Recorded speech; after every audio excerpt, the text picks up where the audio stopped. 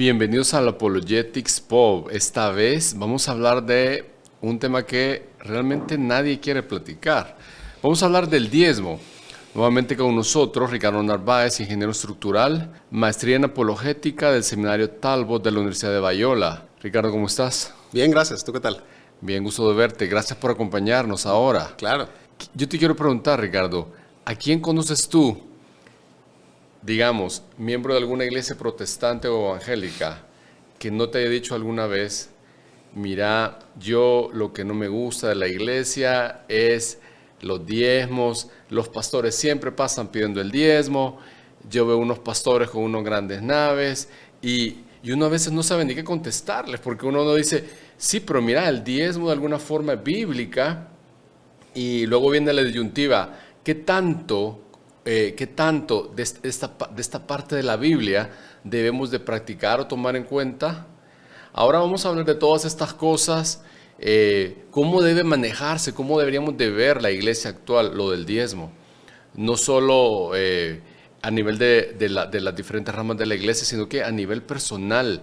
¿Hay algún issue con respecto a esto que deberíamos de saber de antemano y deberíamos de estar advertidos per se para estas situaciones? Entonces, Ricardo, voy a comenzar preguntándote, básicamente, ¿qué significa diezmo y cómo comienza esto en la Biblia? Porque acordémonos que todas estas situaciones vienen y se tratan de justificar, no sé si esté bien o mal, porque hay un versículo base, algo, siempre se comienza en las Escrituras para justificarlo en la iglesia. ¿Tú cómo ves esto? Comencemos con estas palabras básicas.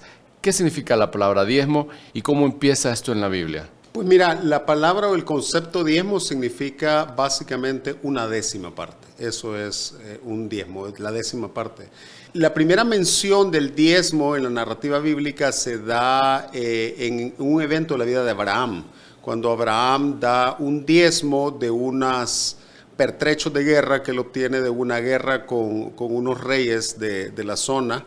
Y encuentra a ese personaje misterioso llamado Melquisedec, que aparentemente es sacerdote y rey de lo que fue la ciudad, digamos, precursora de Jerusalén, rey de Salem, y le da los diezmos de estos, digamos, de estas ganancias de la guerra. Del botín, digamos. Del botín. Eso es la primera mención en las Escrituras del diezmo. Y de ahí hay otra mención un poquito más adelante, siempre en el libro de Génesis, de Jacob, en que Jacob hace una promesa, una especie de voto a Dios y le dice, si tú me regresas a esta tierra de la cual él estaba huyendo en ese momento, entonces yo te prometo dar el diezmo de todo lo que tú me des. Y luego pasamos ya a la ley mosaica, ¿no? Donde la ley mosaica codifica de una manera bastante detallada, aunque no tanto tal vez como quisiéramos, pero detalla el diezmo, y de hecho no es tan simple, no es un diezmo, sino que potencialmente son varios, podrían ser hasta 4 o 5, 3, 4 o 5 diezmos. Wow, ¿y podemos sacar una teología bíblica del diezmo o cómo tú interpretarías todo esto? Es que mira, realmente la dificultad con el tema del diezmo es una dificultad que trasciende en sí el tema del diezmo y es una dificultad básica de la teología cristiana. Y esto es una disyuntiva para todas las corrientes protestantes, el catolicismo romano y también la ortodoxa. Y la pregunta fundamental es, ¿cuál es la relación de la ley de Moisés con el creyente bajo el nuevo pacto? En otras palabras, uno se puede perder en la discusión del diezmo, pero realmente, si uno escarba un poco más abajo, la verdadera pregunta es ¿cuál es la relación de la ley mosaica con el cristiano neotestamentario? Dependiendo de cuál sea tu punto de vista de esta relación, así va a ser tu respuesta de acuerdo con el diezmo. Claro, sí, porque me imagino que a muchos les surge la duda, los 10 mandamientos, no tan básicos. No matarás, no es algo que como está en la ley mosaica, ahora no lo hacemos, al contrario, está hasta en la ley civil. Entonces, para explicarnos un poco, ¿quieres hablarnos un poco de esto, de la relación o te quiero...? Yo creo que sí, es importante porque lo que tú mencionas es un malentendido bastante común. Claro. En otras palabras, no es correcto pensar Bueno, antes voy a hacer una aclaración. Sí. Todo lo que voy a decir yo, que es mi percepción y mi entendimiento de las cosas, viene de una teología del sistema dispensacionalista. Yo estoy perfectamente enterado de los demás sistemas teológicos protestantes, también del sistema teológico católico, pero no puedo discutir todos los puntos de vista acá. Así es que yo voy a darte mi parecer sobre el punto de vista de la teología evangélica o protestante dispensacionalista, que sería la teología que, por lo menos en papel y en libro, aceptan y es la base de las Asambleas de Dios, por ejemplo. Que sería como una parte, la parte académica de la rama protestante, ¿lo podríamos decir así? No. Un sistema teológico es un marco de referencia que te permite comprender la revelación de las Escrituras. En otras palabras, es falso que una persona pueda decir, mira, la revelación de Dios es sencilla, es clara, la palabra es clara, simplemente léela y seguirla. Ese es un entendimiento que tal vez algunas personas hacen esa aseveración con buenas intenciones, pero la hacen porque están mal informados. O son, digamos, recién empiezan en la fe o tienen mucho tiempo en la fe, pero no han profundizado, digamos, en el conocimiento teológico y bíblico. Cuando tú avanzas un poco más te das cuenta de que realmente tú necesitas un sistema dentro del cual tú puedas entender toda la revelación de las Escrituras de una manera sistemática y de una manera coordinada. Entonces, las Asambleas de Dios es tal vez el proponente más grande, de hecho, es el proponente más grande en el mundo del sistema teológico dispensacional. ¿A qué te refieres con dispensacional? Dispensacional es la idea básica de que Dios ha tratado con el ser humano en un número de economías o dispensaciones a lo largo de la historia. Generalmente la teología dispensacional reconoce 7, algunos mencionan 6 dispensaciones, empezando desde la dispensación de la inocencia, pasando por la dispensación de los patriarcas, la ley, etcétera, hasta llegar a la que estamos ahorita, que es la dispensación de la gracia, y finalizando con la dispensación del reino y de la eternidad. Entonces, la idea básica es que en cada dispensación, en cada momento de trato... Pero defíneme la palabra dispensación. Dispensación es una economía o es un periodo en que se establece un trato entre Dios y la humanidad. Ya. ¿De acuerdo? Entonces, una buena analogía sería como decir que los padres tenemos tal vez 3 dispensaciones con nuestros hijos, ¿verdad? Una cuando son... otra vez más, cuando son pequeños, tal vez menos que unos 4 años, que los tratamos como bebés. Después tenemos otra dispensación en que lo tratamos tal vez como un niño, tal vez desde los 5 hasta los 12. Luego tenemos otra dispensación en que los tratamos como adolescentes, 18, 19, y luego los tratamos como adultos jóvenes, y tal vez otra en que ya los tratamos como adultos. Siguen siendo nuestros hijos, pero son adultos. Entonces, sería ingenuo pensar de que porque yo soy padre por ejemplo, de uno de mis hijos, que porque yo lo traté a los 4 años de cierta manera, que yo lo tengo que seguir tratando de esa misma manera. Y que lo que yo le dije a los 4 años, él lo tiene que seguir comprendiendo de esa misma manera a los 20 años. ¿De acuerdo? Yo no he cambiado, o he cambiado poco, digamos, pero mi hijo ha cambiado mucho y por eso mi trato con él tiene que ser distinto. Esa es la idea básica del dispensacionalismo. Ahora, esto que acabo de decir lo reconocen de una u otra manera todos los sistemas teológicos. Lo que pasa es que el quiebre entre dispensación y dispensación no es tan claro y no es tan agudo en los demás sistemas teológicos como en el dispensacionalismo. ¿Es característico de una denominación en específico? No, el dispensacionalismo es un sistema teológico que lo abrazan varios grupos evangélicos. ¿Solo evangélicos? Sí, solo evangélicos. Es protestante realmente. Es protestante, es un sistema teológico relativamente nuevo, tal vez tendrá unos 120 años. En mi opinión es el sistema teológico que mejor explica toda la revelación de las Escrituras. Existen otros sistemas, por ejemplo, en el mundo protestante está el sistema reformado, que es el sistema, digamos, abrazado por las denominaciones calvinistas y reformadas, que es un sistema teológico que tiene una continuidad mucho más... Sin tanto quiebre. Sí, no tiene un quiebre tan claro, no tiene un quiebre tan agudo entre las dispensaciones y básicamente reconoce 2 dispensaciones. La dispensación de la ley o de las obras y la dispensación de la gracia. donde la dispensación de la gracia comprende la ley mosaica y comprende el nuevo pacto.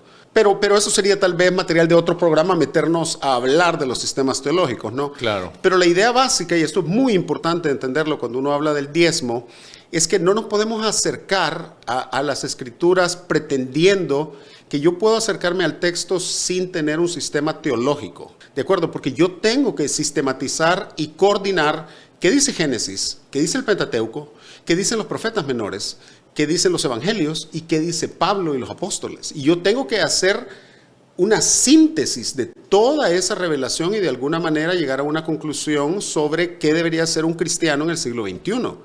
Y para hacer eso no es un trabajo fácil. Adaptado a esta época, ¿no? Adaptado no a la época del siglo XXI, adaptado al hecho que vivimos después de la cruz. Yeah. O sea, lo que sería mandatorio, sería recomendable para mí, hubiese sido recomendable para una persona del siglo V, del siglo III. Sí, no, yo estoy totalmente de acuerdo contigo y esto, bueno, creo que lo empezó a hacer el maestro, ¿no? Lo empezó a hacer Jesús. Yo me doy cuenta cuando querían, en aquella ocasión le llevaron a la mujer adúltera para apedrearla y él dijo, sí, la ley dice apedrearla, pero que lance la primera piedra el que no tenga pecado, ¿no? O sea, es una visión completamente diferente a lo que se creía en aquel momento de la ley, ¿no? ¿Sería esa una forma de hacer teología sistemática, Ricardo? Sí, mira, realmente el poder entender todos los dichos y toda la enseñanza del Señor Jesucristo es, en mi opinión, uno de los retos más difíciles de la teología cristiana. Precisamente por eso, porque Wow. el Señor Jesús ministró y vino a la tierra precisamente en la teología dispensacional en el momento en que estábamos pasando un nuevo pacto y en el momento en la noche anterior a su muerte, Él dijo, esta es la sangre del nuevo pacto. Exacto. Entonces, Él estaba básicamente iniciando un nuevo trato de Dios con la humanidad, que es análogo a la noche en que salieron los israelitas de Egipto. Es exactamente eso. De hecho, ellos estaban celebrando la Pascua. Ellos estaban llevando a cabo la fiesta tal como Moisés se los había prescrito. Estaban celebrando la Pashaj y estaban haciéndolo de acuerdo con el rito mosaico.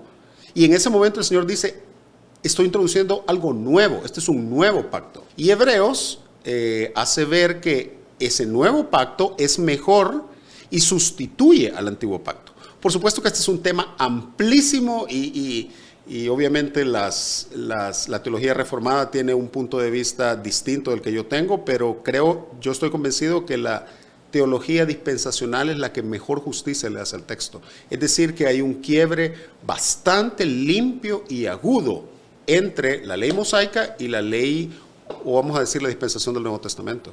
Ok. Ricardo, para continuar con el tema del diezmo, ¿quieres explicarme un poco cómo funcionaba el sistema del diezmo en el Antiguo Testamento o quieres ahondar un poco en las dispensaciones? No, yo creo que el tema, explicar cómo funciona el diezmo en el Antiguo Testamento es sumamente útil, porque a veces las personas, digamos, son ciegas a todo lo anterior que he dicho y creen que el tema del diezmo se soluciona citando Malaquías capítulo 3. Exacto. De hecho, te voy a decir que muchos pastores lo citan en las iglesias y uno no sabe si está recibiendo una amenaza espiritual o te están enseñando las escrituras, ¿no? Y podemos hablar más adelante de esto, porque sí hay una dimensión, obviamente, y perdón que lo diga de esta manera, hay una dimensión de manipulación, a veces sí con dolo y con malicia, a veces simplemente con la necesidad de mantener a la iglesia, de mantener financieramente a la iglesia, y eso es una necesidad real, ¿de acuerdo? Pero sí, es un mensaje, es un versículo bastante conveniente, ¿no? Bastante común en las iglesias evangélicas. Es bien común, exactamente. Ajá. Y a mí me genera una lástima de que se popularice tanto aún en iglesias de las Asambleas de Dios que son dispensacionales, cuando ellos, bajo el sistema dispensacional, deberían entender que esa es otra dispensación. Pero bueno, pasemos al tema del diezmo en el Antiguo Testamento. Las primeras dos menciones en Génesis son simplemente, en mi opinión, son menciones, no son prescripciones. Y eso es algo bien importante entenderlo. El hecho que las Escrituras mencionen algo no quiere decir que están prescribiendo algo. Yeah. Entonces ellos mencionan que, como ya dije, que Abraham hizo una promesa, o más bien pagó diezmos a Melquisedec, que Jacob hizo una promesa de diezmos, pero eso algunos pueden pensar que es una tipología o es prescriptivo, pero claramente el texto simplemente lo menciona. Cuando pasa al pacto mosaico, sí hay definitivamente un sistema bien claro y hay una ordenanza bajo el pacto mosaico que Israel tiene que cumplir esto. Y básicamente podríamos hablar de si no me recuerdo, 4 diezmos, o 3 grandes diezmos y uno que tiene una subparte. El primero sería el diezmo levítico, que es el que personas medianamente informadas del pacto mosaico conocen. Es decir, de que los israelitas tenían que dar un 10% a los levitas todos los años. Ahora, un detalle importante que muchas veces la gente no conoce es que el diezmo no se tenía que dar sobre las ganancias financieras, ni se tenía que dar necesariamente del incremento de riqueza o de activos, vamos a decir, del israelita, sino que se tenía que dar de la ganancia específicamente de los frutos de la tierra, de las cosechas y de los animales, de los ganados. Y alguien podría decir, bueno, eso comprende básicamente toda la economía. No, por ejemplo, está toda la industria pesquera. Entonces, la ley mosaica no prescribía que si un israelita ganaba dinero, y sí había dinero, o sí habían, obviamente no tan sofisticado como ahora, pero sí existían medios de intercambio. Si uno tenía una ganancia en cuanto a una propiedad, la ley mosaica no mandaba un diezmo de eso. La ley mosaica no mandaba un diezmo tampoco de incremento de riqueza en fruto de la pesca, sino específicamente de los frutos de la tierra, de las cosechas y de los animales. De eso tenían que dar el 10% a los levitas. Los levitas era la tribu de Israel que estaba a cargo del templo. Ese es el primer diezmo. Ese se hacía todos los años. Wow. Luego había un segundo diezmo que era el diezmo festivo. No, y hasta ahí te digo que por lo menos yo pensaba que solo había un diezmo.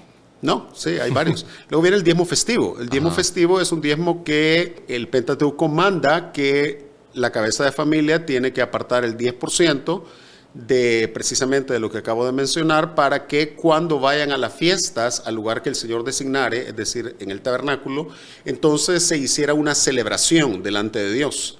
Y explícitamente dice, y con eso tú lo vas a vender y con esos medios vas a comprar para hacer una buena celebración. Y menciona, para sorpresa de nosotros los evangélicos, vas a comprar cerveza y vas a comprar licor y vas a comprar carne explícitamente y vas a celebrar y te vas a gozar. Sí. Delante de Dios. Mucha gente piensa que solo hay un primer diezmo. Y por este versículo que me parece que está en Deuteronomio 14:26. Correcto. De hecho, hay algunos autores que mencionan que se puede comer el diezmo uno. Sí, no, ese es un segundo diezmo. Ese es otro diezmo. Ese es otro entonces, diezmo. Y luego había ese era anual también. Y luego había un tercer diezmo, que era un diezmo que era cada 3 años, que ese era para los pobres. Para los pobres en que se tenía que repartir entre la gente con necesidad. Claro. Entonces, obviamente los estudiosos tienen algunas diferencias en cuanto a la interpretación o sistematización de estas menciones, porque es complicado sistematizarlas un poco. Ya. Entonces algunos dicen que no eran 3, que eran 2. Lo que sí es claro es que no era un diezmo. Ya. Y potencialmente habían 4, no he mencionado uno. El otro era que los levitas, al recibir el 10% de todo Israel, ellos tenían que dar un 10% a los sacerdotes. ¿De acuerdo? Porque no sí. Toda la tribu de Leví era sacerdotal. Sí, era solo para los levitas. Exactamente. Entonces habían potencialmente hasta 4 diezmos. Y tenemos referencias del tiempo de nuestro Señor históricas ajenas al texto bíblico, por ejemplo de Josefo, en que da el testimonio de varios diezmos. Ya. Ok, ese era en resumen cómo funcionaba en el Antiguo Testamento. ¿Quieres agregar algo? Es importante, por ejemplo, entender, número 1, que el diezmo no era en dinero, sino que era de los frutos de la tierra, número 1. Número 2, el diezmo no era 1, eran potencialmente 3 o 4. Y número 3, los diezmos se tenían que dar, número 1, a la tribu de Leví, el primer diezmo. Una subcategoría de se tenía que dar a los sacerdotes. El diezmo número 2 se tenía que comer en el lugar que el Señor designare. Y el tercer diezmo se da a los pobres. Entonces, rápidamente tú te podrás imaginar que trasladar ese tipo de prescripciones a un creyente, voy a hablar en el siglo XXI, que vive en una nación-estado moderna, en el otro lado del mundo. Que no es agricultor, tengo peces, ¿no? Yo no tengo agricultura. Obviamente tengo que hacer un montón de saltos y un montón de simplificaciones para yo poder decir, bueno, de alguna manera estoy aplicando esto. Claro. Y la pregunta más importante es si se debe aplicar o cómo se debe aplicar, ¿no? Exacto. ¿Cómo evoluciona esto? Te quisiera preguntar, ¿cómo evoluciona esto a la iglesia posteriormente? No sé si quieres hablar de una vez de esto o la parte histórica, cómo fue tomando esto la iglesia primitiva y se fue dando en la Edad Media. Pues mira, yo creo que la primera pregunta antes de llegar a ese tema sería preguntarnos cómo vivió Israel después del pacto mosaico la realidad del diezmo, el mandamiento del diezmo. Y ahí entra donde entran los profetas y el pasaje tan conocido de Malaquías, sí, ¿verdad? Y Amós que habla donde también, ¿no? Malaquías les dice, sí, ustedes básicamente me han robado porque no han traído los diezmos. Traigan los diezmos al alfolí. Claro. Y entonces hay una maldición, ¿no? Hay una maldición y hay una bendición, ¿verdad? Ajá. Entonces yo creo que... Y yo creo que indiscutiblemente, a la hora de hablar del diezmo, este es el pasaje central que uno tiene que entender. Y yo creo que lo primero que uno tiene que entender es que, como todo el Antiguo, bueno, como la mayor parte del Antiguo Testamento, el Antiguo Testamento tiene como trasfondo el pacto mosaico. No todo el Antiguo Testamento, porque antes del pacto mosaico hay una historia en todo Génesis que no tiene como trasfondo a Moisés. Claro. Pero de ahí en adelante, de Éxodo en adelante, todo el Antiguo Testamento básicamente tiene como trasfondo a Moisés y el pacto que Dios hizo con el pueblo de Israel, no con la iglesia, con el pueblo de Israel. Eso es una distinción clásicamente dispensacional. El pacto mosaico no fue hecho conmigo o contigo, fue hecho con la nación de Israel. Conmigo y contigo fue hecho el pacto que nuestro Señor hizo la noche antes de morir. Ese es el pacto en el que yo he entrado por la gracia de Cristo con Dios. Entonces yo creo que ese es el primer elemento que uno tiene que entender. Cuando Malaquías 3 habla con los judíos y los acusa, lo está haciendo bajo el trasfondo del pacto mosaico y diciéndoles, ustedes y yo hicimos un pacto allá en Sinaí y ustedes me han robado porque ustedes no han cumplido lo que acordamos.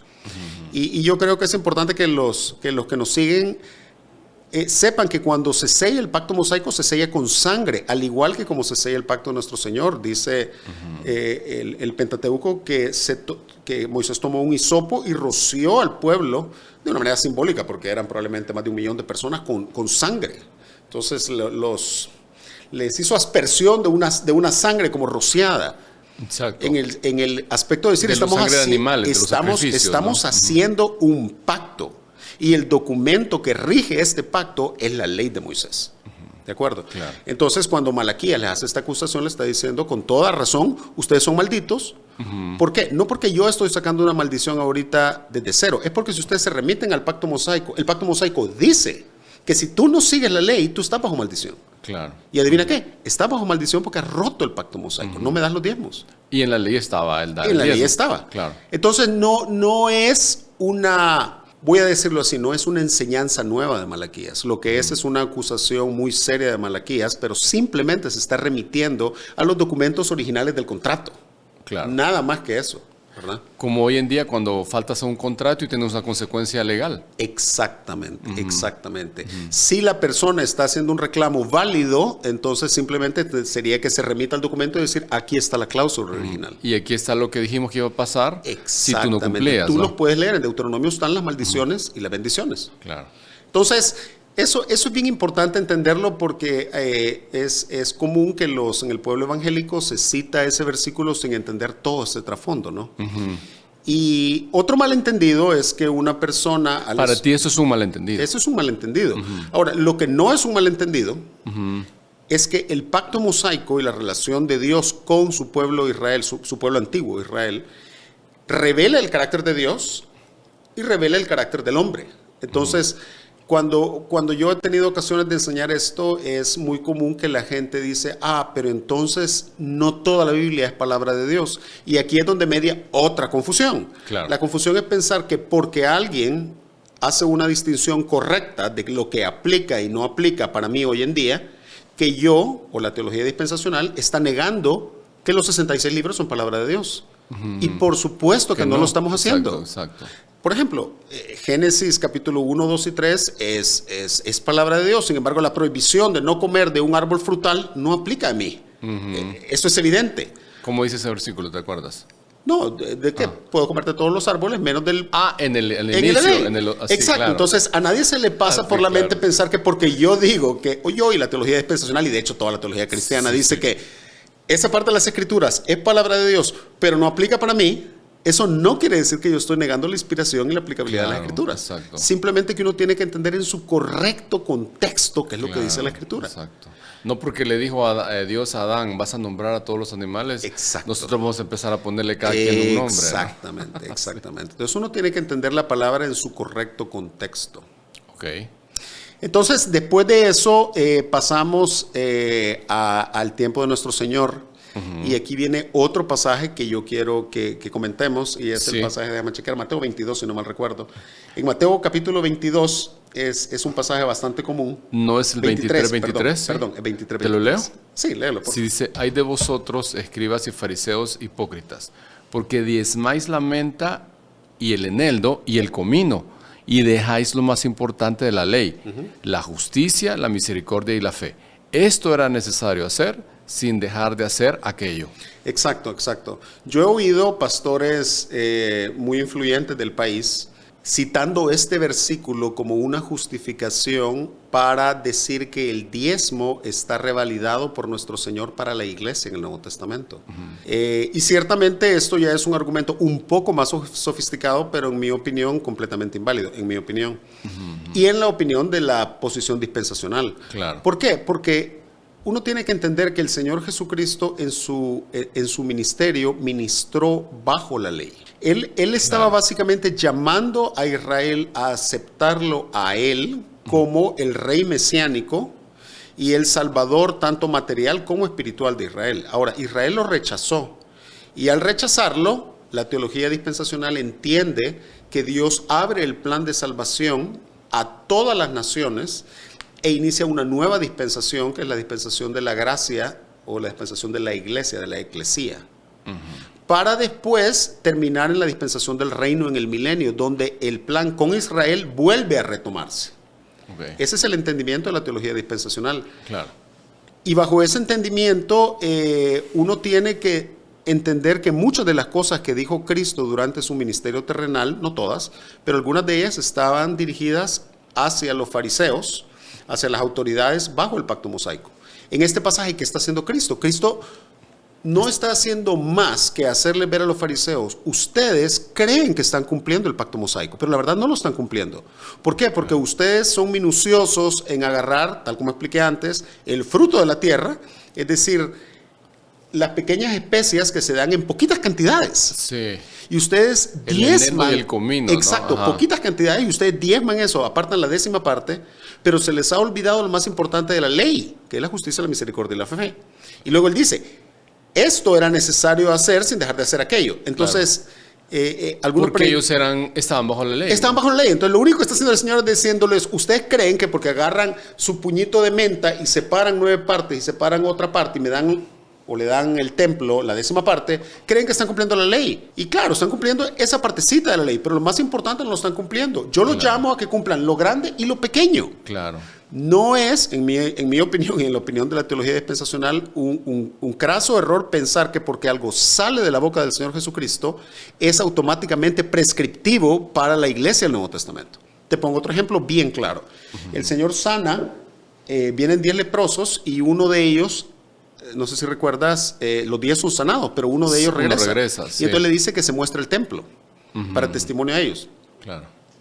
Entonces... que ese era un mandamiento de la ley. Era un requerimiento de la ley. Claro. Entonces, eso no quiere decir de que si yo soy sanado, entonces yo tengo que de alguna manera seguir esa indicación para empezar dónde está el templo, ¿verdad? Exacto. Ajá. Me explico. Entonces, y hay otro pasaje, por ejemplo, que en mi opinión es bastante claro. El Señor les dice a la multitud, es todo lo que los fariseos les dicen y les enseñan que háganlo. Exacto. Porque ellos se sientan en la cátedra de Moisés. Entonces nuestro Señor estaba ministrando a Israel bajo el pacto mosaico y los estaba llamando a una correcta interpretación del pacto mosaico. Una correcta interpretación de la ley. Exacto, no a la interpretación legalista, hipócrita y superficial en la que ellos se habían degradado. No es que el Señor estaba, ¿qué te puedo decir?, de alguna manera desestimando la ley de Moisés o dejándola de lado. Él estaba interpretando el corazón de la ley de Moisés. Claro. No, y de hecho hasta les dice literalmente hipócritas. Exactamente, ¿no? Exacto. Sí. Ok, ¿y cómo evoluciona después de esto? Ok, ahora ya entra la parte que yo creo que es mucho más clara, que es cuando ya entramos de Hechos en adelante, porque de Hechos en adelante tenemos ya claramente la porción de las Escrituras que atañe a la iglesia. No que el resto no atañe, como ya dije, es palabra de Dios, pero no es directamente aplicable en sus prescripciones. Ahí ya está. En hecho, ya estamos en otra dispensación. Ya estamos en la dispensación de la gracia, estamos más allá de la muerte de Cristo, de la venida del Espíritu Santo. La eclesía ha sido inaugurada y entonces uno se pregunta, bueno, ¿dónde está la indicación de cómo nos debemos manejar económicamente para el soporte de la iglesia y lo que nosotros tenemos que dar? Esa es la parte de las Escrituras donde uno debería con lupa verdaderamente decir, bueno, si la iglesia está llamada a diezmar, este sería el lugar donde yo debería entender cuál es la prescripción que debo seguir. Claro, pero antes de eso, Ricardo, te puedo hacer una pregunta. ¿Sí? Como ya entramos a la nueva dispensación, como tú dices, yo tenía una pregunta. ¿Cómo saber ahora en la nueva dispensación qué parte de la ley debemos cumplir si no somos judíos? ¿O cómo saber eso? Realmente no es un tema étnico, no es si somos judíos o no, es cuál es el contrato que Dios tiene en vigencia con la humanidad. Y el contrato que Dios tiene en vigencia con la humanidad, y es el que tendrá de aquí hasta la eternidad, es a través de Cristo. Entonces, el entendimiento dispensacional es que el pacto mosaico ha sido enteramente abrogado. Enteramente abrogado. Los, como tú sabes, 613 mandamientos que se han enumerado de la ley, no es una pregunta cuáles de ellos siguen vigentes, porque nunca la ley de Moisés fue diseñada para poder ser parcelizada, para poder ser separada. Es un contrato íntegro. No, uno no puede decir, mira, ¿qué parte de la ley sigue vigente? ¿Y los 10 mandamientos siguen vigentes? No sigue vigente nada. Nada. No sigue vigente nada porque es un contrato íntegro. El Señor nunca autorizó en su revelación meterle tijera al pacto mosaico. Pero sin embargo nosotros sabemos que, por ejemplo, no hay que robar, no hay que matar. Pero te pongo un ejemplo. Imagínate que tú vienes y haces un contrato con un banco de que tienes un crédito hipotecario sobre tu casa y lo tienes, por decir algo, a 20 años con una tasa de interés del 20%. Y lógicamente dirás, no, 20% es demasiado, yo voy a refinanciar mi casa y voy a sacar un nuevo préstamo. Entonces refinancias con el banco y haces un nuevo contrato, ¿sí? Y ese nuevo contrato va a tener similitudes con el anterior contrato. ¿Qué va a tener? Pues va a tener una cuota, ¿verdad? Va a tener penalidades si no cumples la cuota, te va a decir dónde tienes que pagar la cuota, cuál es la fecha, etcétera. Entonces, hay elementos que se van a repetir y que hay similitud entre ambos pactos, pero eso no quiere decir de que el primer contrato que tú hiciste sigue teniendo parcialmente validez. No, está enteramente abolido y hay un nuevo pacto. El hecho que tú puedas encontrar similitudes no quiere decir que estás reviviendo este pacto. Ya. Entonces, ¿nuestro nuevo pacto cuál es? Las palabras que enseñó el Señor Jesús. Es el nuevo pacto en su sangre. En su sangre, el cual si tú lees, y esto por supuesto es un tema grandísimo, tiene básicamente una sola ley, que es la ley del amor. Es la ley del amor. Amar a Dios en primer lugar y amar a nuestro prójimo como a nosotros mismos, y Cristo lo eleva a otro nivel, de amarnos como Él nos ama. Eso es lo que tú vas a leer en 1 de Juan como el nuevo mandamiento. 1 de Juan habla, si tú lo lees, habla crípticamente de un nuevo mandamiento. Claro. El nuevo mandamiento. Sí. Y lo repite, si tú investigas mucho, te vas a dar cuenta que el nuevo mandamiento es el amor, ya no bajo el estándar de amarte a ti como yo me amo a mí, que era el estándar de la ley. Sí. Sino que el nuevo estándar es amarte a ti como Cristo me amó a mí. Que es como dar tu vida por tu hermano. Pero el estándar es Cristo, es el amor de Cristo. Claro. Ya no es el amor propio. Ok. Sí. Entonces... y se ve que lo eleva porque, por ejemplo, cuando Jesús dice, ustedes oyeron que Moisés dijo, no matarás. Pero te digo, cualquiera que insulta a su hermano, lo está matando, ¿no? Claro, lo que pasa es que ahí es donde yo te digo que viene el reto de la interpretación de los evangelios. Creo yo de que Cristo estaba exponiendo el corazón de la ley mosaica. Ajá, ahí todavía. Creo que sí, pero como te repito, yo siempre lo estaba elevando un poco más. Yo siempre he sostenido que los evangelios es la parte más difícil de todas las escrituras. Wow. Precisamente por esa parte. Ok. ¿Y qué viene después? Sígueme contando de la iglesia primitiva. La cosa es si vamos a hablar un poco de la iglesia primitiva, la época medieval de la iglesia y cómo llega a la práctica moderna. Exacto. Yo creo que, Cuando ya pasamos al Nuevo Testamento, es donde tú puedes peinar el Nuevo Testamento y no vas a encontrar ni una mención del diezmo salvo en Hebreos capítulo 7, donde hay una discusión teológica del autor de Hebreos, hablando acerca del diezmo que dio Abraham a Melquisedec. Y si tú lees, el punto del autor de Hebreos no es prescribir el diezmo. El punto es ilustrar la superioridad de Cristo con respecto al sacerdocio levítico. Y hacer una analogía entre Melquisedec y Cristo y decir, Cristo, a la manera de Melquisedec, es sacerdote y rey de Jerusalén para siempre. No así los levitas, que eran mortales y tenían que ser sustituidos. Ese es el punto. Claro, es una analogía. El punto de él no es enseñar doctrina acerca del diezmo. Él menciona el diezmo como una ilustración de decir, Abraham, el padre de la nación hebrea, a quien se le dieron las promesas, diezmó a su superior, es decir, Melquisedec. Y Cristo es sacerdote según el orden de Melquisedec. Exacto. Entonces, Cristo es superior a Abraham, padre de la nación hebrea y padre de los levitas. Sí. O sea, más era para demostrar la superioridad de Cristo. Del nuevo pacto con respecto al antiguo pacto. Que hasta le diezmó. Exactamente. Pero no es que, ya ven, como diezmo. No, ni remotamente. Entonces no hay una mención. Pero hay un pasaje, y ese yo animo a todos los que nos siguen que lo lean 2, 3, 4, 5 veces de punta a punta.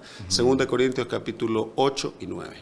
Que cada uno de según exactamente. Si uno quiere decir qué dice el Nuevo Testamento acerca de dar, esos 2 capítulos. Yo ahorita no te podría decir que hay que dice, un cuerpo a su corazón, ¿no? Un cuerpo de texto paulino que toque un tema con tanta longitud como ese. Tal vez la resurrección y el amor los toca con igual longitud. Pero ahí Pablo toca de una manera, no 2 versículos, son como 20 o 25 versículos en que Pablo está tocando el tema de dar. Y obviamente uno no puede hacer un argumento del silencio. O sea, yo sé que es inválido lógicamente el decir, ven, Pablo no menciona el diezmo, por tanto el diezmo está abolido, porque ese sería un argumento de silencio. Pero eso no quita el hecho que es un pasaje larguísimo en que Pablo, el rabino, ex fariseo, plenamente consciente de toda la ley del diezmo, tenía toda la ocasión para enseñarle a la iglesia el Nuevo Testamento. Y no lo hizo. Y no lo hizo. Claro. Es más, que lo lea? Él apeló, podemos leerlo, pero él apeló a principios marcadamente distintos. Él apeló a una intención del corazón. Cada uno de cómo propuso en su corazón. Era perfectamente claro decir, cada uno de como Dios mandó en su ley, el 10%. Cada uno de como propuso en su corazón. Exacto. Y luego dice, porque Dios ama al dador. Y ni siquiera alegre. Como Dios le propuso en su corazón, sino que cada quien propuso en su corazón. Pero al final hay una discusión, y eso es importante que lo entiendan los que nos siguen. El principio de Malaquías, que era, si tú no eres obediente a Dios. Si nosotros queremos abstraer el principio de Malaquías y hacerlo un supraprincipio, podríamos decir de que Malaquías está diciendo, si tú eres fiel a lo que yo te prescribo y sigues lo que yo quiero, yo te voy a bendecir, y si no, te va a ir mal.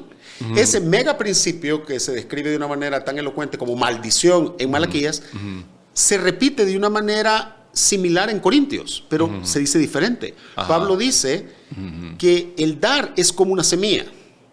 Y que el que da más va a tener una cosecha más abundante y el que da poco va a tener una cosecha pequeña. Entonces, no tiene el matiz de la amenaza de que vas a estar bajo maldición, pero sí tiene la invitación a la bendición. Claro. De que, ojo, si el que da más va a tener más bendición. Exacto. Así que si querés puedes leer alguna parte de 2 Corintios. Sí, dice, y cada uno de como propuso en su corazón, no con tristeza ni por necesidad, porque Dios ama al dador alegre. Y poderoso es Dios para hacer que abunde en vosotros toda gracia, a fin de que, teniendo siempre en todas las cosas todo lo suficiente, abundéis para toda buena obra. Correcto. Y si lees al final de 2 Corintios 9, si no mal recuerdo, es donde menciona el tema de la siembra y la cosecha. Para que estéis enriquecidos en todo para toda liberalidad, de la cual produce por medio de nosotros acción de gracias a Dios, porque la administración de este servicio no solamente suple. Está en el versículo 6, 9:6. Entonces hay que regresar. Pero esto digo, el que siembra Sí. escasamente, también segará escasamente. Y el que siembra generosamente, también generosamente segará. Okay. Cada uno dé como propuso en su Ahí corazón, no con tristeza, ni por necesidad, porque Dios ama al dador alegre. Y dice, poderoso es Dios para hacer que abunde en vosotros toda gracia, a fin de que teniendo siempre en todas las cosas todo lo suficiente, abundéis para toda buena obra. Entonces, Pablo, si había una persona que tenía claridad sobre todas las sobre todos los detalles de la ley mosaica en cuanto al diezmo, era Pablo. Okay. Y Pablo aquí, voy a decir extrañamente para un dispensacionalista, no es extraño, Pablo pasa completamente por alto todas las indicaciones del diezmo y más bien apela a un nuevo principio. Apela a un principio de atracción de la bendición. En otras palabras, no es... De generosidad, digamos. Ya no es, le voy a llamar así, ya no es la amenaza de la maldición, sino es la invitación a la bendición lo que te debería llevar a ti a dar con alegría. Sí, porque Dios dice... Si tú das, yo te voy a bendecir, pero claro. Ya se quita la amenaza de Malaquías, que no la menciona Pablo. Claro, y bueno, solo para que no se me olvide esta pregunta, si quieres, ¿Sí? Tú me dices y después la contestamos, y aquí también sería importante que después nos aclares, ¿a quién hay que darle? Bueno, ¿Le tengo que dar a la iglesia? ¿Le tengo que dar a la viuda y al huérfano, al pobre, como hacían en el pacto antiguo? Pero tú me dices después. Ahora, una pregunta. Si entonces esto que estábamos hablando de un pacto anterior, un viejo pacto, ¿por qué muchas iglesias locales, especialmente evangélicas, bueno, yo no sé si también católicas, insisten en el diezmo? Ok, esta es una pregunta sensible y yo creo que tiene varias respuestas. Yo creo porque te lo dicen así, forma, que es el diezmo. Sí, correcto. Yo creo que muchos pastores, diezmo y ofrenda. Muchos pastores de una manera honesta, no quiero sonar condescendiente. Algunos están confundidos en su exégesis. Otros que tal vez tienen un trasfondo de un sistema reformado son consistentes, porque si una persona, un pastor reformado calvinista, sostiene que el diezmo aplica para la iglesia, él tiene un sistema teológico que es consistente con su llamado al diezmo. Él no está confundido, simplemente él tiene un sistema teológico que en mi opinión está equivocado, pero su sistema es consistente. Claro. ¿Los calvinistas piensan esto? La manera correcta de decirlo es el sistema reformado. Ellos sí piensan en el diezmo de esta forma. Sí, y tienen una exégesis bíblica consistente y una explicación consistente, porque ellos no tienen un quiebre tan marcado entre el antiguo pacto y el nuevo pacto. Ellos ven bastante continuidad. Ya. En mi opinión, su exégesis y el sistema está equivocado, pero está equivocado, voy a decir así, honestamente y consistentemente. No, y no solo en tu opinión, sino porque tú sigues una doctrina que es prácticamente una línea, ¿no? Exactamente, sí, toda persona. Es una línea académica, ¿no? Y nadie puede decir realmente, la persona que dice, mira, a mí no me importa el sistema teológico, a mí solamente me importa la Biblia, es una persona que ingenuamente cree que todos los demás sí nos importan los sistemas de los hombres y no nos importan las escrituras. Es una declaración un poco ingenua, ¿verdad? Porque le falta educación a una persona que hace ver esta cosa, porque cree que se acerca al texto sin lentes. Y no, él se acerca al texto con lentes. El problema es que los lentes de esta persona son sus propios lentes. Son lentes idiosincráticos. En otras palabras, él no se ha dado cuenta que él ha fabricado sus propios lentes. Sí, y lo va a leer como él quiere, ¿no? Como él quiere. Por lo menos una persona que se ha educado y ha abrazado un sistema teológico reconocido en la iglesia, por lo menos tiene compañeros de viaje, académicos, hermanos que han estudiado esto, y hay una consistencia en el sistema. La persona que dice, yo me acerco a la Biblia, es simplemente lo que dice, tiene sus propios lentes idiosincráticos de él mismo. Y por lo tanto, mayor probabilidad de error. Exactamente. Es más probable que esté él equivocado porque probablemente tiene un montón de inconsistencia que no se ha dado cuenta. No, y es más probable que se equivoque uno que no ha estudiado, que se equivoquen 100 que han profundizado en el tema, ¿no? Que esto precisamente es el peer review, ¿no? Sí. Los grupos académicos en toda área. Exactamente. Aún en la teología. Correcto, así es que yo creo que para un pastor y para una congregación reformada, creo que sí es consistente llamar a la obediencia al diezmo, pero creo que el sistema teológico está equivocado. Reformada te refieres a las líneas protestantes tradicionales. Exactamente, exactamente. Excluyendo a los bautistas, ¿verdad? Y excluyendo a la iglesia anglicana, que no es protestante, ¿verdad? Sino que es la tercera línea. Pero pienso yo que sí es triste, no lo quiero llamar triste, sí está equivocado para una iglesia de las Asambleas de Dios, una iglesia pentecostal o una iglesia tal vez carismática, el citar Malaquías. Eso sí creo que ¿Y para una iglesia bautista? También, yo creo que ahí falta una de dos cosas, falta educación teológica, número uno, o número dos, y esto sería grave, hay educación teológica, pero conviene citar Malaquías. Ese caso es gravísimo, ¿no? Yo, para serte muy honesto, creo que hay poquísimas personas que están convencidos que el Antiguo Testamento o la ley mosaica ya no aplica para el creyente, pero les conviene citar Malaquías. Creo que de esos, no sé, yo quiero pensar que casi no hay nadie. Creo que muchas veces es una equivocación honesta y de corazón, que la gente cree que sí aplica así. Okay. ¿Y qué hay de las iglesias interdenominacionales? Sí, que son las iglesias carismáticas en general. Viene a aplicar lo mismo. Viene a aplicar lo mismo. Y en las iglesias carismáticas sucede que hay poca educación teológica. Entonces creo yo que es más común errores doctrinales, o voy a decirle así, inconsistencias doctrinales de buena fe. Ya. De acuerdo. Pero lo real, y ahora si querés pasamos al meollo del asunto, lo real es que la iglesia necesita sostenerse. Y eso es algo que toda persona que vive sobre el planeta Tierra debe entender. Sí. La iglesia, si bien es un grupo de personas que somos, voy a decir así, un grupo metafísico, en el sentido que no somos un grupo que está geográficamente ubicado, no tenemos un carnet, no pagamos una membresía a un lugar central, sino que somos un grupo cuyo carnet de membresía es invisible, es el Espíritu Santo. Si bien todo eso es cierto, las iglesias locales se reúnen en un lugar físico, ¿verdad? Las personas que atienden a los cultos necesitan vivir de algo y se necesitan medios para diseminar el evangelio, para tener cultos, para adorar a Dios, etc. Entonces viene la pregunta sumamente práctica: ¿cómo va a financiarse la iglesia? Claro, y esto de hecho viene a esta pregunta que te iba a hacer, o sea, ¿cómo debería ser el gobierno de la iglesia en cuanto a las finanzas y su sostenimiento? Exacto. Entonces, ante esa pregunta práctica, sí vemos que Pablo, por ejemplo, en otros pasajes, sí hace ver que aquellos que predican el evangelio vivan del evangelio. E interesantemente, y aquí es donde entran también las complicaciones con la teología paulina, Pablo cita el Antiguo Testamento para precisamente apuntalar su punto, que aquellos que viven del evangelio, coman del evangelio.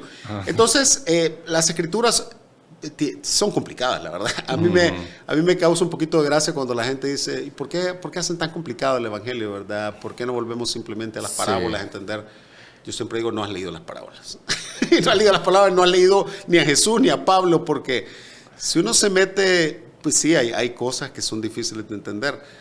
Entonces sí, Pablo, es otra gran pregunta, ¿verdad? ¿Cuál es el entendimiento de Pablo realmente de la relación de la ley mosaica con el creyente del Nuevo Testamento? Entonces, ciertamente Pablo a veces se inspira en la ley mosaica para dar indicaciones a la iglesia, pero en el entendimiento dispensacional son inspiraciones de Pablo. En otras palabras, sin embargo, él hace una analogía. Él dice: así como en la ley mosaica Dios dijo que el buey que trilla no le tienes que poner bozal para que mientras él está trillando él coma, entonces me estoy inspirando en una disposición del Antiguo Testamento para decirte que el que sirve al evangelio coma del evangelio. Claro. ¿De acuerdo? Entonces, la persona que ahora critica, y no voy a decir pastor porque eso ya a veces te soy mal, que critica a las personas que se dedican a tiempo completo al evangelio, ya sean pastores, ya sean músicos, ya sean personas que trabajan administrativamente, que ellos, voy a decirlo así, se lucren del evangelio. Por supuesto que tienen que vivir del evangelio. ¿De qué más van a vivir? Exacto. Esa es la indicación del Nuevo Testamento. Eso es lo que dicen las Escrituras. Ahora, el problema está en el abuso.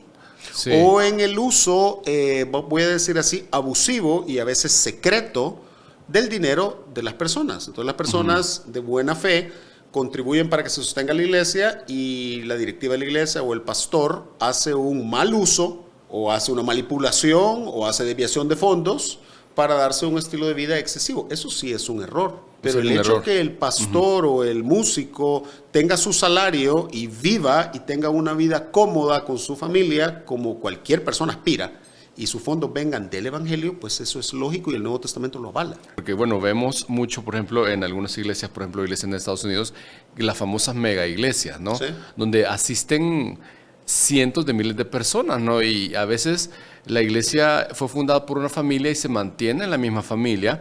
Y pues sí, obviamente todo este ingreso viene a ser parte de un sistema, sí, y es obvio, ¿no? Entonces, te lo pregunto porque muchas personas criticando esto no quieren venir a la iglesia, porque dicen, mira, y obviamente los medios, ¿no? Y sacan la mansión del pastor tal, ¿no? O los autos del pastor tal. Y hay otra posición contrapuesta y dice, ¿cuál es tu problema con eso? ¿No? Sí. Claro. ¿Tú qué dirías de eso? Mira, yo creo que es un tema dificilísimo realmente y obviamente no hay una respuesta. O sea, nadie, las escrituras no dan una respuesta porque sería imposible que diesen una respuesta. Si tú te pones a pensar, ¿cómo darían las escrituras una respuesta sobre el nivel adecuado de ingresos de una persona? No es ni posible visualizar una respuesta de eso. Yo creo que una respuesta sencilla o simple, voy a decirlo, es que el pastor debe vivir de una forma coincidente aproximadamente con la congregación que pastorea. ¿Verdad? Si un pastor pastorea una iglesia bastante grande y de una filigresía bastante afluente, creo que el pastor debería tener un nivel social y un nivel de estilo de vida similar. Pero esa es mi parecer, no es que las escrituras digan algo así, pero creo que es de sentido común, ¿verdad? Claro. Ahora, sí quiero decir algo, es bien curioso de que muchas personas critican, y lo voy a decir así claramente, con justa razón, los excesos de algunos de los ministros evangélicos. Yo no soy tan rápido para molestarme sobre eso por lo siguiente, porque realmente a veces la gente no se ha puesto a pensar, bueno, y la riqueza de la Iglesia Católica. O sea, si yo critico, por ejemplo, el estilo de vida o la casa o el carro en que se transporta un ministro, pero sin embargo voy a la Basílica de San Pedro y me maravillo de la belleza y me alegro de la belleza claro, y aprecio la belleza, bueno, es una riqueza incalculable. Bueno, es un país independiente. Es una riqueza incalculable, sí. Exacto. Entonces alguien puede decir, pero esto es lucro del Evangelio. Claro que es lucro del Evangelio. Voy a decir, esto es riqueza del Evangelio. Y no por eso no significa que esté mal. Exacto. Entonces, claro, alguien puede decir, no, mira a Francisco, ¿verdad? Un hombre sumamente sencillo, un hombre que, bueno, es famoso, que andaba con sus zapatos con agujeros, etcétera. Bueno, está bien, el hombre es un hombre sencillo, pero eso no quita que él tiene a disposición, no él, sino que también toda la curia romana y toda la iglesia romana tiene a su disposición una cantidad de activos y una cantidad de riqueza incalculable, absolutamente incalculable. Claro.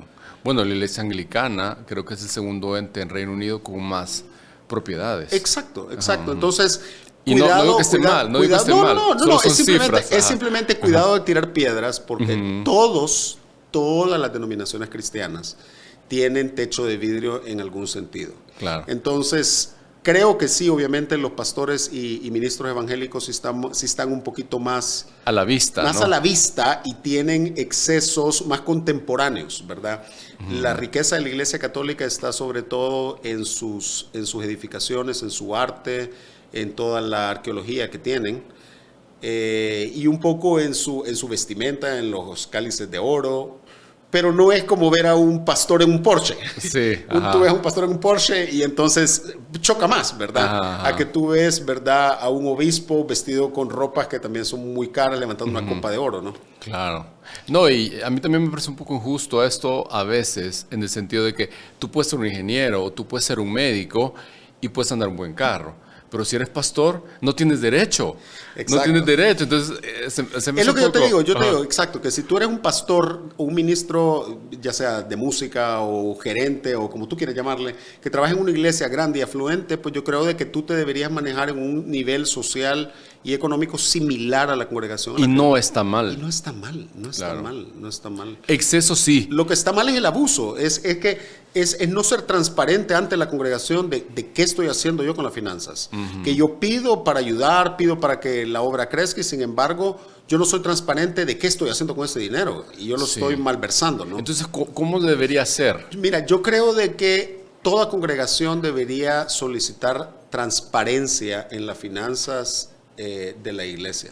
Porque volvemos al tema de que hay congregaciones donde una familia es la dueña de la iglesia. Exacto. Y entonces la familia se llega a enriquecer muchísimo. Exacto, Ajá, y, sí. y solo el dinero se mantiene ahí. ¿Está esto correcto? Sí, no, yo creo que es definitivamente no, pero ahí empezamos a entrar en otro tema y es el tema, digamos, dinástico que se ha establecido en las iglesias evangélicas, pero ya es un tema ajeno. Un tema Yo extra. tal vez creo que como una buena conclusión para el programa es la pregunta y es la pregunta central.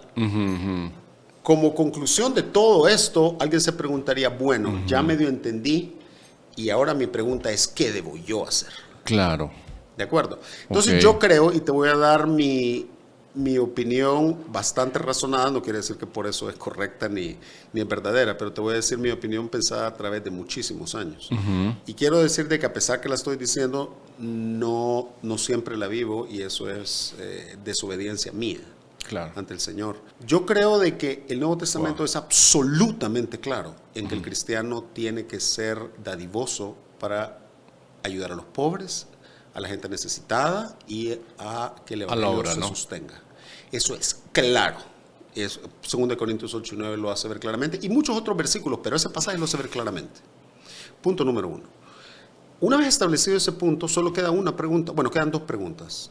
¿Cuánto y a dónde? Esas son las dos preguntas que quedan. Porque a veces esta se hace una pregunta teológica y se vuelve un debate teológico. El diezmo es válido, no es válido, la ley de Moisés, etcétera, etcétera, etcétera. Y uno puede pasar discutiendo sobre eso, pero al final la pregunta es, bueno, el Nuevo Testamento, al margen si le llamamos diezmo o ofrenda, ¿me enseña qué tengo que dar? Y la respuesta inequívoca, en mi opinión, es, y yo creo que toda persona cristiana genuina dice, sí, el Nuevo Testamento me enseña a ser dadivoso. La segunda pregunta es, ¿cuánto? Yo creo que el Nuevo Testamento no pone un valor, pero sí creo que las Escrituras en su totalidad nos pueden dar una muy buena inspiración y ahí es donde uno puede ocupar la ley de mosaica como una inspiración y uno puede hacerse la siguiente pregunta. Bueno, bajo el antiguo pacto, ¿cuánto le requirió Dios a la nación de Israel? Bueno, le requirió aproximadamente, si uno hace las cuentas, es como un 23%, porque es Por todos los diezmos. dos diezmos de 10% y un diezmo de 10% cada 3 años. De aproximadamente, Esto incluyendo las ofrendas. no, aproximadamente 23%. Entonces, bajo eso uno podría decir, bueno, parecería ser que entonces inspirarme en dar un 10% de lo que yo recibo es una cifra razonable. Y yo creo que es una cifra bastante razonable por lo siguiente. Si yo te digo a ti, Boris, mira, Dios te llama a ser dadivoso y por tanto dar 2% de lo que tú ganas para la iglesia, ¿tú crees que eso sería un reto para ti? Probablemente no. Realmente no. Claro, no quiero decir que para algunas personas tal vez sí lo es. Una persona que está muy apretada, sí, 2% puede ser, pero para las personas que tal vez no están tan apretadas, un 2% no es tanto. Ahora, si Porque yo es te- en porcentaje, ¿no? Sí, si yo te dijera, mira, Boris, sé dadivoso con un 30%. Eso es un reto mayor. Eso es un reto mayor. Entonces, yo creo que 10% es suficiente para que se sienta, pero no es tanto para que verdaderamente uno no pueda ver una forma de salir adelante. Claro. Y obviamente yo estoy haciendo generalizaciones, no es que yo sea, que no sea empático con las personas que están viviendo situación económica difícil, pero creo que es un porcentaje razonable, ¿verdad? Claro. Pero sería como decía en la Escritura, como cada quien proponga en su Exacto. corazón. Si alguna persona dice, yo creo que el Nuevo Testamento enseña que si una persona dice, ahorita no puedo dar 10%, y no creo que las Escrituras me mandan bajo el nuevo pacto a dar 10%, yo creo que puedo dar 5%.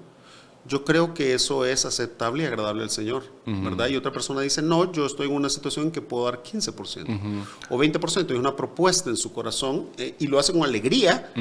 Definitivamente está en una posición que alegra el corazón de Dios. Y la tercera pregunta, y con esto creo que podemos ir terminando, es ¿A quién? ¿a quién? Y esta es una pregunta, para serte bien honesto, que el Nuevo Testamento También nos puede dar cierta luz. Nos puede dar cierta luz, pero Pablo en la discusión de 2 Corintios 8 y 9 no está hablando de una ayuda a la iglesia, está hablando de una ayuda a la iglesia madre, voy a decir así, en Jerusalén, que estaba en problemas económicos. Entonces, es una ofrenda especial para los santos en Jerusalén que Pablo andaba recogiendo por todas las iglesias de Asia. En una ocasión. En una ocasión. Entonces, nuevamente, pero este es un punto de la teología cristiana, de que el Nuevo Testamento no está escrito como un tratado sistemático, sino que es un tratado ocasional, en el sentido que 2 Corintios fue escrito ocasionalmente por Pablo porque había ciertos problemas que él quería arreglar. Claro. Fue ocasional, Sí. sin embargo, aplicamos para todo. creemos que el Espíritu Santo inspiró a Pablo de tal manera que los principios que dijo ahí pueden ser sistematizados y universalizados para la iglesia en todas las eras. Claro. Pero eso es un salto teológico y creo que es correcto. Entonces, digo esto para que todos entendamos que 2 Corintios 8 y 9 no está hablando de la ayuda a la iglesia local. Pero creo que el principio se mantiene, y el principio es el siguiente. El evangelio nació de Judea. Y de Judea salió Pablo llevando el evangelio por todo el Imperio Romano, por toda Asia. Entonces el principio creo que se mantiene. Aquellos que han bendecido espiritualmente tu vida y te bendicen espiritualmente tu vida, deberían ser sostenidos y bendecidos por ti económicamente. Creo que ese es el macro principio. Wow. Ahora, a más de eso, yo creo que más de eso es ir más allá del texto. Es que se tiene que dar exactamente aquí, se tiene que dar exactamente esta cifra, tiene que ser antes de impuestos. Todo tipo de esas prescripciones son francamente, en mi opinión, totalmente equivocadas porque parten de ni entender cómo era el diezmo en el Antiguo Testamento. Si tú quieres cumplir la ley del diezmo, número uno, no es 10%, tienes que dar 23%, Más 20, ofrendas, ¿no? 20 y el tercer año 30. Y luego averigua dónde está el templo y a dónde tienes que ir a comer el banquete. Sí. ¿Me entiendes? O sea, un montón de cosas que uno no puede hacer. No, y aparte esto, ¿no? Que Dios nos llama a ser generosos no solo con la iglesia local o el que te nutra espiritualmente, sino que con cualquier persona que tenga necesidad, ¿no? Exactamente. No es solamente con la iglesia, sino es con toda persona que tenga necesidad y sobre todo con los que están cerca de uno. En otras palabras, antes de dar a personas necesitadas de un desastre natural en Asia, ayuda a la persona que tal vez te ayuda en tu casa con la limpieza. Ayúdalos a ellos. Uno de tus padres si está en una situación Ayuda económica. a tu propia familia. Claro. Exactamente, exactamente. Ricardo, creo que nos has sacado de muchas dudas. Te agradezco por tu tiempo. ¿Alguna otra cosa que quisieras agregar antes de que termináramos? No, yo solamente una exhortación y un llamado a todos, y es una exhortación en primer lugar a mí, de que echemos mano de ese llamado de Dios de poder ser generoso en la siembra, porque Dios promete en el Nuevo Testamento que vamos a cosechar de una manera amplia. Y no quiere decir que Dios me va a hacer rico, quiere decir que la mano de provisión de Dios va a hacer que aún los ingresos que yo tenga, que no crezcan, alcancen para todo. O puede ser que no vengan necesidades que de otra manera hubieran venido. No pueden que el Señor nos guarde de enfermedades, nos guarde de accidentes, nos provea becas para la educación de nuestros hijos, nos provea... Exacto. Dios puede darnos en especie tantas cosas sin necesariamente darnos dinero. Ahora, a otras personas simplemente les va a multiplicar el dinero. Claro. Pero esto no es una invitación de TV preacher de da 100 y Dios te va a dar 1000. No, Sí. Dios te invita, da 100, cree en mí y yo voy a cuidar de ti. No necesariamente haciéndote rico, pero voy a cuidar de ti. No multiplicándote necesariamente el dinero, Sí. pero de tantas formas que hay de bendecir tu vida, ¿no? Exactamente, exactamente. Y también, para terminar, en vez de estarnos criticando, ¿no? Y principalmente aquellos que viven del Evangelio, mejor dar nosotros, ¿no? Y ayudar, ¿no? Sí. Y dejar el juzgar, que bueno, eso sí, claramente sabemos que no es lo correcto, ¿no? Correcto. Pues gracias, Ricardo. Esperamos vernos en la próxima. Claro, excelente. Un gusto estar aquí. Hasta luego.